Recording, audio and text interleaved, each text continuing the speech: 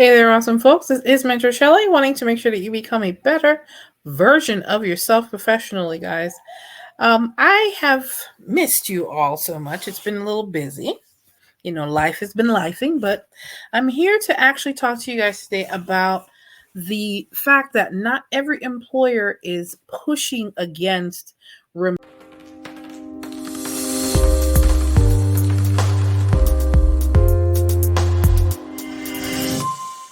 work. There are some employers that have embraced it in such a way that it has actually made their company more productive, made their employees more, I wouldn't say loyal, but it make their employees feel a lot better about working with the organization instead of feeling like they're a slave to the organization.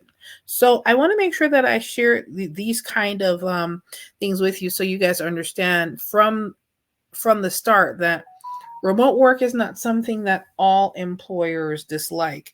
It's just that there are some employers are so stuck in the way things used to be that they don't understand that, instead of truly embracing the change, some of them resist it.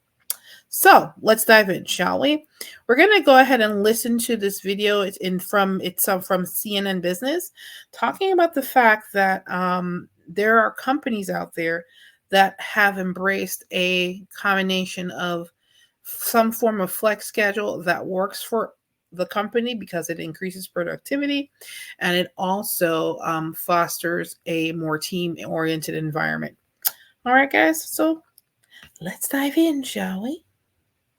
The work from home debate you fall on. Most of us can agree that remote work in some form is here to stay. What we can't always agree on is what policy exactly works best, not only for employers, but for employees. Well, one company is trying something out of the box, not your typical 2 or 3 days in a week. What they're doing is something they call core weeks. Here to explain is Jill Penrose, Chief People Officer of Smuckers. Jill, so Smuckers has adopted a policy of something called core weeks. Can you explain what that is and how it works? So post-pandemic, if we're asking our employees to be in person, we want there to be a reason for that around collaboration, relationships, spending time together, working on difficult problems or challenges. So the core week model generally defines 2 weeks per month. And those are weeks that employees generally know that they're expected to be in the office some of the time. It's about 3 days a week that many people embrace. Some it's more, some it's less. So this creates common windows of time for community building, teams, and other things that we're doing from a total company perspective. Would this model allow someone to live, significantly far away from headquarters? I mean, they still will have to come in. What kind of flexibility does it allow? Yeah, so we have employees who live across the country who have a role that otherwise would be based in Northeast Ohio, and they travel to Northeast Ohio during core weeks. Some of those employees stay in a hotel, some have an apartment, some stay with family who might happen to be in Northeast Ohio. So individuals are doing lots of different things to make our model work for them. But we've been very open about those expectations. Not only have we retained employees since we've put this model in place, but we've attracted new employees as we've explained this model who may choose to stay in a geography outside of Northeast Ohio. So you have this system now with core weeks where workers are in the office sometimes and are not and working remotely other times. Do you have a sense of the productivity of those workers in those two different periods? We think our model inspires productivity. The trust that we extend employees encourages them to work very hard on behalf of our consumers and all of our constituents. So we aren't keeping score at the micro level. We're really not. We're looking at our total business results. We're growing our portfolio. Nearly 80% of our brands are growing. Our top and bottom line results have been solid through the pandemic and after the pandemic.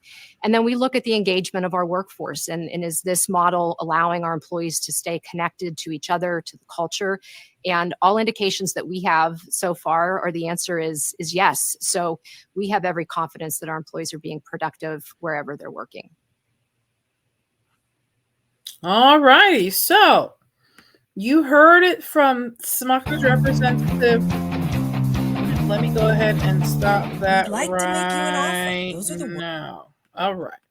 So based on what they're saying here. You heard team collaboration. You heard that they're trusting their employees.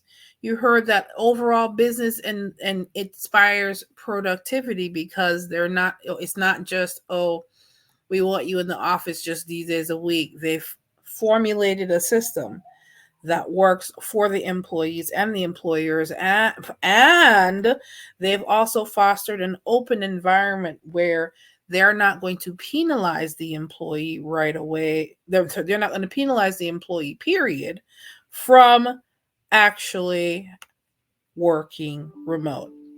All of this promotes, from my point of view, a better work environment, and they're not, and they've made sure to not and they've made sure to not penalize the employees for being open with the fact that they are working remotely or they live far away, and things of that nature. They have actually decided to treat their employees well, and it is working out for their bottom line. As a matter of fact, it's profiting their bottom line.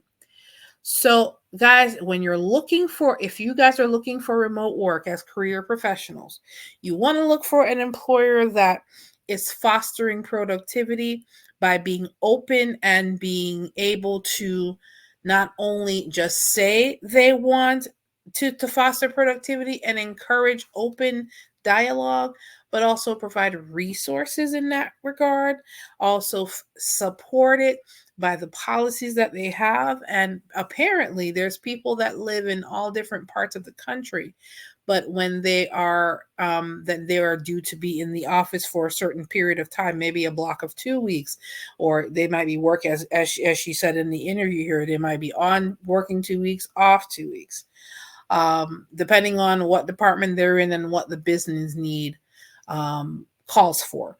So at the end of the day, guys, I want you guys to be aware that there are employers out here, not only that they're embracing remote work, but they're embracing remote work on a level where it is definitely fostering team environment, and it is fostering open and honest dialogue about the phase of remote work. There are a lot of employers that are still against it, but there are employers like Smuckers, JM Smuckers Company, that is truly embracing what it means to be an open employer. There are other employers that are like this, but you do have to search for them. There's a lot more employers, depending on what phase of industry that you're working in or you're looking to work in.